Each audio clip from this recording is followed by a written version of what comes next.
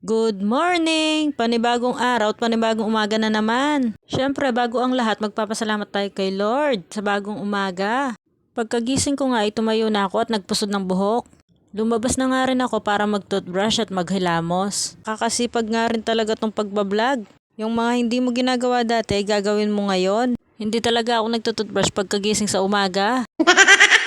Feeling ko mas masarap magkape kapag di pa nagtoothbrush, yung tipong magmumumog ka lang. Parang kasing walang lasa. Kaya ang ginagawa ko after breakfast, doon na ako nagtutoothbrush. Naghihilamos na nga ako ng aking mukha nang mawala naman ng morning glory at ma-refresh ang aking face. Hindi ko alam gising na pala si Iya. Pagtalikod ko, nakita ko nga siya. Buti na lang yung mga anak ko hindi umiyak kahit bagong gising. Pero gusto nila pinapansin at nilalambing muna pagkagising. Sunuklay ko na nga siya at inipitan.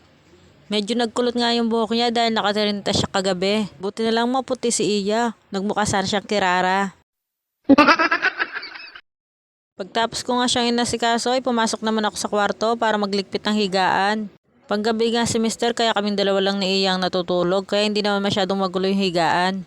Inayos ko nga lang itong mga stop toys niya. Pala to pero hindi pa natatahi. Hindi ko nga hilig yung pagtatahi kaya hindi ako nasanay. Buti na lang talaga yung mga hindi ko alam gawin, alam nang gawin ng asawa ko.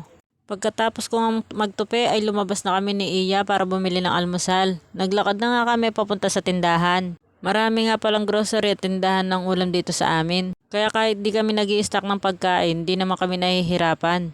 Isa pa, wala rin naman kaming rep. Nandito na nga kami sa tindahan at bumili nga lang ako ng suman. Binitawan ko nga lang muna tong aking cellphone para makapili ako ng suman. Hindi ko alam pinakailaman pala ni Iya. Ayan at puro pa-cute siya. Napakamahihain nga ng aking bunso sa personal pero pagdating sa harap ng camera, hindi po. Nung naglalakad na nga kami pa uwi, nasa lubong naman namin yung kuya niya at lolo nila. Kaya ayan, tumakbo na nga siya para salubungin sila. Mahilig nga silang sumama sa lolo nila. Sumama na naman nga siya sa lolo niya, bibili sila ng pandesal.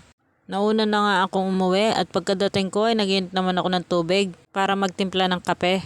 Habang nagtitimpla nga ako ng kape, dumating na yung mga maglololo. Hindi nga kumpleto yung araw ko pag di ako nagkape. 2 beses nga ako magkape sa loob ng isang araw. Dumating na nga rin pala ang aking asawa galing work.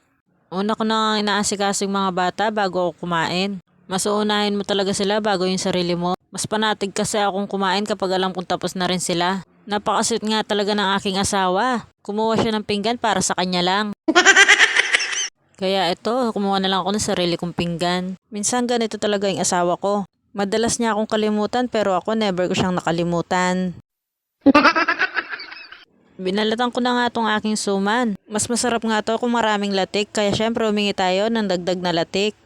Hanggang dito na lang po muna.